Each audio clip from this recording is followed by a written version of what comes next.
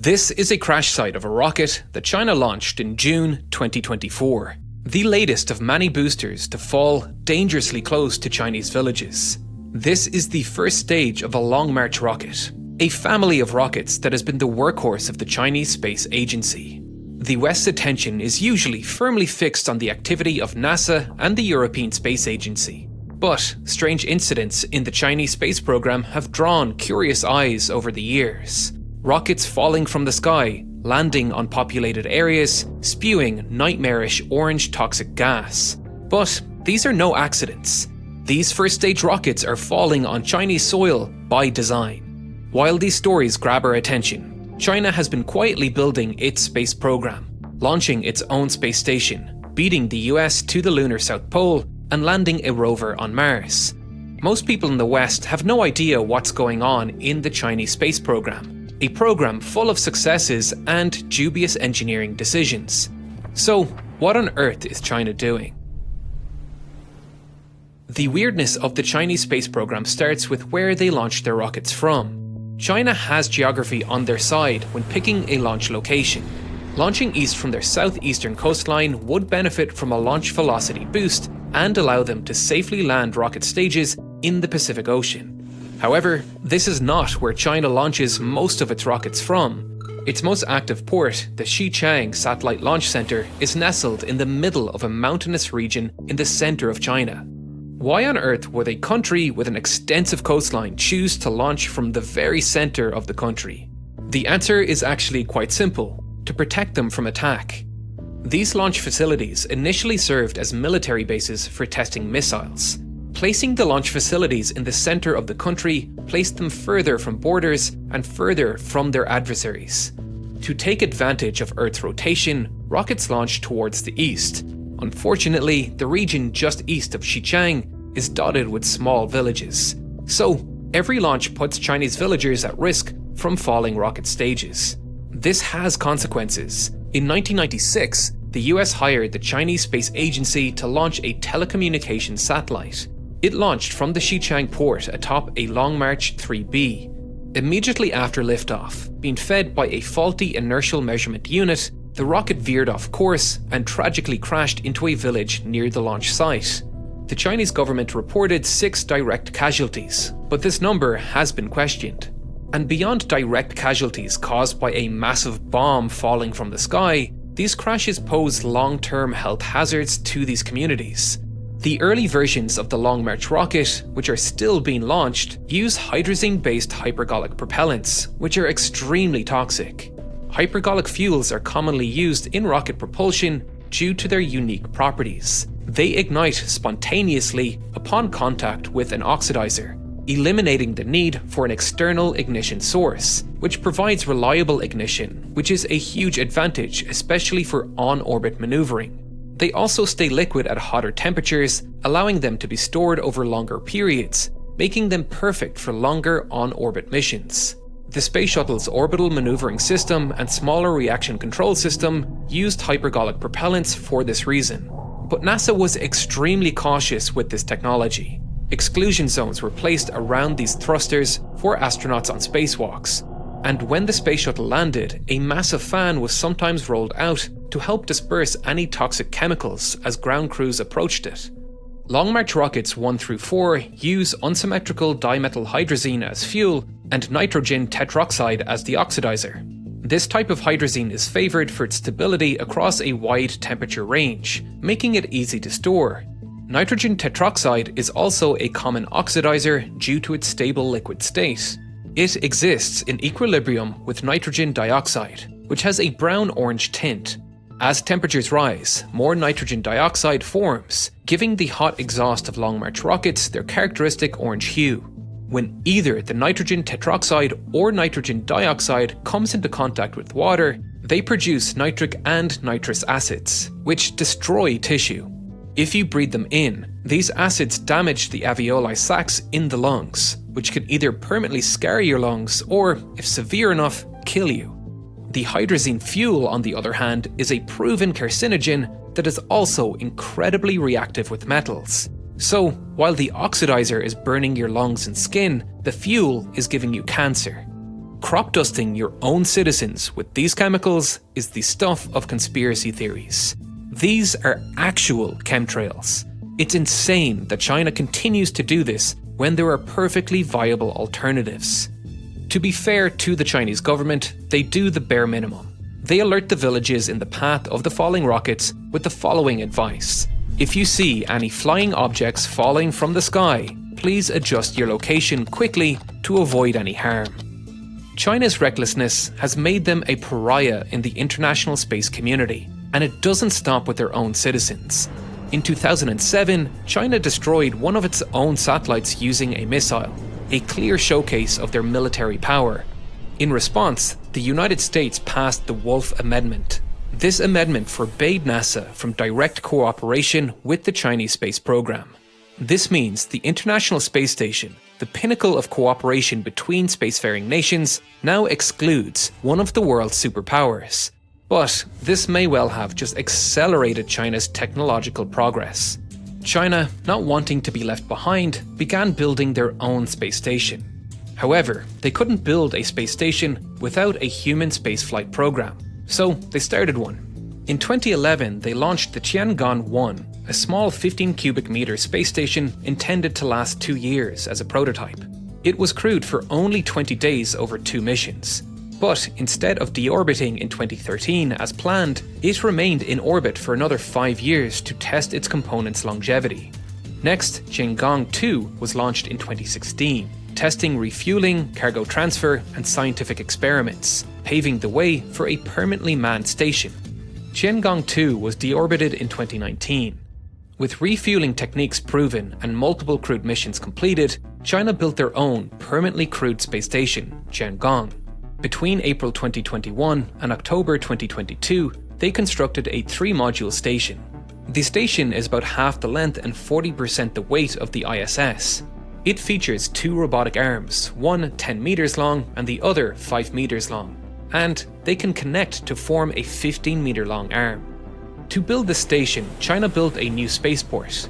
The Wenchang station was built on an island in the south of China where rockets launch east into the Pacific Ocean. Along with this improvement, China also designed a new heavy-lift rocket intended to decrease its dependence on hypergolic fuels, the Long March 5. Its main configuration is used to launch satellites into geosynchronous orbit. Its first stage uses a kerosene and liquid oxygen cycle, while its second stage uses a liquid hydrogen and oxygen cycle. With the help of 4 liquid oxygen and RP-1 boosters, the Long March 5 can take 14 tons up to geosynchronous orbit. But the problem comes from the Long March 5B, the low Earth orbit configuration. The 5B does not have a second stage to put objects in orbit. This means the core stage serves as the first and upper stages. Typically, the first stage of a rocket does not reach orbital velocity, and the smaller upper stage burns up during re-entry. However, because the Long March 5B has no upper stage, the entire 21 core stage needs to reach orbital velocity. And it stays there for days until drag from the upper atmosphere pulls it back down to Earth. Unlike small second stages that burn up, this large metal rocket does not, and it enters the atmosphere with zero control. This uncontrolled process needs global attention. Falling objects from space don't care about human borders. Between 2021 and 2022, 3 of these uncontrolled entries were needed to build the Tiangong space station. These re-entries are now the 4th, 5th, and 6th largest uncontrolled re-entries in history. They follow the Columbia re-entry, the Skylab deorbit, and the Salyut 7 deorbit. Debris from one re-entry landed in the Ivory Coast, and the latest re-entry resulted in France closing down the airspace over Corsica, and a number of European cities had to be alerted of potential falling debris. These rocket parts have a large area to fall into, and the probabilities that they hit a large dense area are pretty low, but simply letting 21 tons of spare parts land uncontrollably is a pretty irresponsible design choice. Or, as NASA's administrator put it, spacefaring nations must minimize the risks to people and property on Earth of re-entries of space objects and maximize transparency regarding those operations. While China has made some questionable choices in rocket design, their goals and achievements can't be ignored. They built their own positioning system in response to the US jamming a Chinese ship's GPS that was accused of carrying chemical weapon materials to Iran. Between 2000 and 2003, China sent 4 satellites to a geostationary orbit that covered only China. Then, when the European Space Agency pulled out of a positioning partnership out of fear that it would empower the Chinese military, China launched 65 more satellites between 2010 and 2020, making the Chinese constellation the largest global positioning constellation in orbit, twice the size of the USA's. And their system comes with a small upgrade that, in the hands of a totalitarian government seeking to collect data on its users, might ring some alarm bells. The satellites in the US Global Positioning System function with one-way communication. It simply sends out a signal that allows your phone to locate itself. The satellite does not know where your phone is. But China's system uses two-way communication that allows the satellite to identify your location. In good faith, this could be used to find a missing person's last location. In bad faith, it could be used to track an entire country's whereabouts. Currently, this is a vague threat. After all, GPS is not the only way governments can track you.